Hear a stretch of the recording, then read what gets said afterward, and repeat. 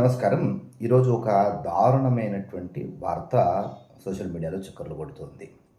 ఈ జ్యోతిష్ మఠ్ పీఠాధిపతి అయినటువంటి శంకరాచార్య అవిముక్తేశ్వరానంద సరస్వతి స్వామి పైన కోర్టు ఆదేశాల మేరకు లైంగిక దాడి అనేటువంటి అంశం పైన పోక్సో చట్టం కింద ఈయన మీద ఎఫ్ఐఆర్ అయినట్టుగా ఈరోజు వార్తలు సోషల్ మీడియాలో అంతా కూడా చక్కర్లు కొడుతున్నాయి. ఏంటి అసలు ఏం జరిగింది అని అంటే, ఉత్తరప్రదేశ్ ముఖ్యమంత్రి యోగి ఆదిత్యనాథ్ వర్సెస్ జ్యోతిష్ పీఠం శంకరాచార్య అవిముక్తేశ్వరానంద వ్యవహారం కొత్త మలుపు తిరిగింది. ప్రయాగ్రాజ్లో అవిముక్తేశ్వరానందపై లైంగిక వేధింపుల కేసు నమోదైంది. పోక్సో కోర్టు ఆదేశాల మీదకు ఎఫ్ఐఆర్ నమోదు చేశారు. శిష్యులపై లైంగిక వేధింపులకు పాల్పడినట్టు అవిముక్తేశ్వరానందపై ఆరోపణలు వచ్చాయి. ఆశుతోష్ బ్రహ్మచారి ఇచ్చిన ఫిర్యాదుతో ఎఫ్ఐఆర్ నమోదు చేశారు. అవిముక్తేశ్వరానంద శిష్యుడు ముకుందానందగిరిపై కూడా లైంగిక వేధింపుల కేసు నమోదయ్యింది. దారుణమైనటువంటి సంఘటన ఇదైతే కూడా ఎంత మాత్రం కూడా దీన్ని హర్షించలేము, అట్లానే ఖండించలేము. వాస్తవాలు ఏంటనేటువంటిది బయటకు రావాల్సి ఉంది. ఏదేమైనా కానీ ఒక పీఠానికి ఇది కళంకం ఇట్లాంటి వార్త. ఒక ఈ తెలుగు ప్రాంతాల్లో ఒక స్వామివారి ఈ మాట తీరు పైన ఎఫ్ఐఆర్ నమోదు అవుతూ ఉంటే, ఇక్కడ దక్షిణ భారతదేశంలో నోరు జారినందుకు కేసులు బుక్ అవుతూ ఉంటే, అటు ఉత్తర భారతదేశం వైపు కాలు జారినందుకు కేసులు నమోదు అవుతూ ఉన్నట్టుగా తెలుస్తుంది. అయితే ఏదేమైనప్పటికీ కూడా ఇది హిందుత్వానికి మాత్రము ఇది మంచి పరిణామం ఎంత మాత్రము కాదు.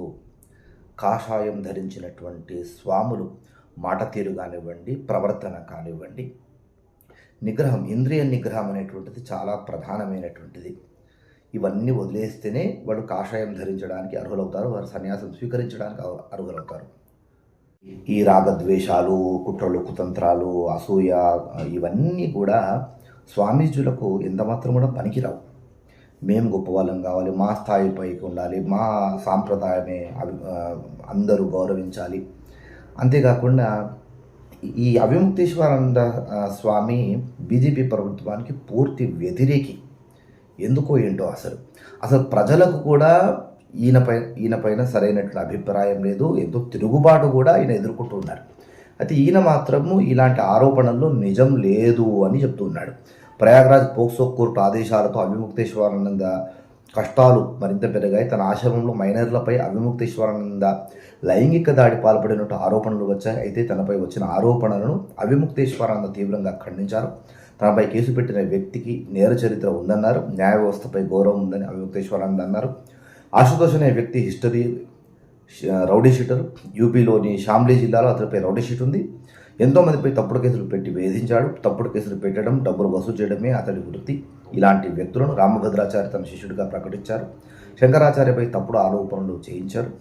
తాను జగద్గురు అని చెప్పుకున్న వ్యక్తి శిష్యుడితో కేసు వేయించారు. దీని అర్థం ఏంటంటే, సనాతన ధర్మానికి ఇతర మతాల నుంచి కాదు, హిందూ మతంలోని కొంతమంది నుంచే ప్రమాదం పొంచి ఉంది అని అవిముక్తేశ్వరానంద పేర్కొన్నారు అంటున్నారు. నిజానిజాలు మాత్రము బయటకు రావాల్సి ఉంది. అవి వచ్చేంత వరకు కూడా ఎవ్వరి మాటలు కూడా మనము నమ్మలేము. చివరికి అన్నటువంటి మాట మాత్రం ఖచ్చితమైనటువంటి మాట. సనాతన ధర్మానికి ఇతర మతాల నుంచి కాదు, హిందూ మతంలోని కొంతమంది నుంచి ప్రమాదం పొంచి ఉంది. ఇది ముమ్మాటికి యథార్థమైనటువంటిది. సనాతన ధర్మానికి మన వాళ్ళ నుంచే ముప్పు ఉంది, ఇంటి దొంగల నుంచే ముప్పు ఉంది. మన లోపల ఎన్ని పరిస్థితులు వచ్చినా కానీ మార్పు రావడం లేదు. మన లోపల చీలికలు ఎక్కువైపోయి మనము ఆధిపత్యాన్ని చెలాయించుకోవాలనేటువంటిది, రాజ్యాన్ని కైవసం చేసుకుందామని, అధికారాన్ని కైవసం చేసుకుందామని, హోదాను దక్కించుకోవాలని ఇట్లాంటి మాత్సర్యంతో గతంలో ఆంగ్లేయులు కూడా డివైడ్ అండ్ రూల్ కారణం చేత మన లోపల మనకు విద్వేషాలు చుట్టించి మన దేశాన్ని కొన్ని 100 సంవత్సరాలు పాలించాడు. ఇంకా మన లోపల మార్పు రావడం లేదు.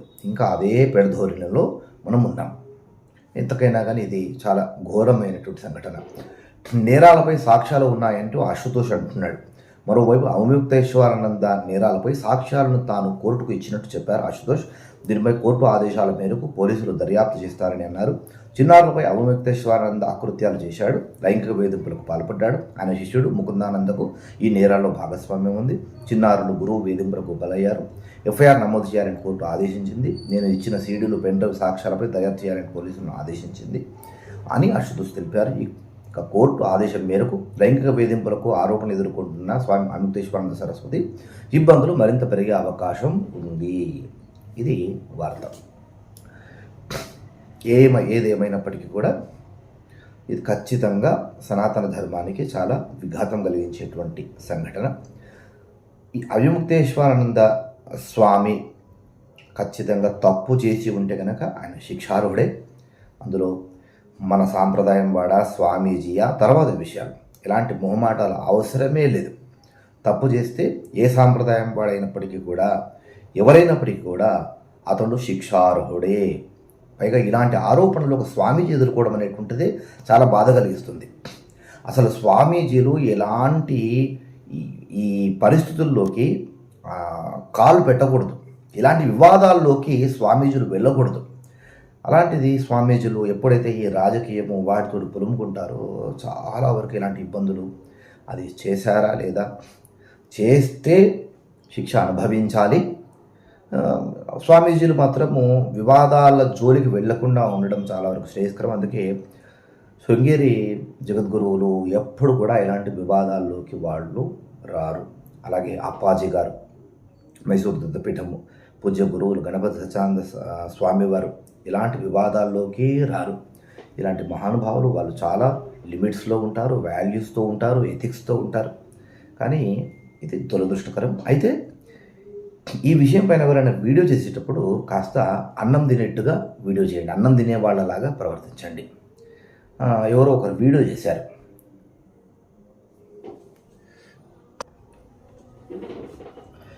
బాలికలపై లైంగిక దాడి, శంకరాచార్యపై ఎఫ్ఐఆర్, దేవుడున్నాడు చూస్తున్నాడు, 10 రోజులకి తీర్పు చెప్పాడు. ఇలాంటి థంబ్నెయిల్స్ పెట్టడం ఎంత సిగ్గుమాలిన తలం అసలు. ఇలాంటి థంబ్నెయిల్స్ పెట్టడము. శంకరాచార్య అని వాడడం ఏంటి? అవిముక్తేశ్వరానంద శంకరాచార్య అని పెట్టండి. అవిముక్తేశ్వరానంద సరస్వతి స్వామి అట్లా పేరు పెట్టాలి. ఆయన పైన ఎఫ్ఐఆర్ నమోదైంది, ఖచ్చితంగా వీడియో చేసుకోండి, పండగ చేసుకోండి. కానీ శంకరాచార్య అని మీరు పెడుతున్నారంటే మీ లోపల ఎంత కసి ఉంది అర్థమవుతూనే ఉంది. మీరు సమాజానికి ప్రమాదకరమైనటువంటి వ్యక్తులు. దేవుడున్నాడు, దేవుడు చూస్తున్నాడు, 10 రోజులకి తీర్పు చెప్పాడా? ఏంటి అసలు?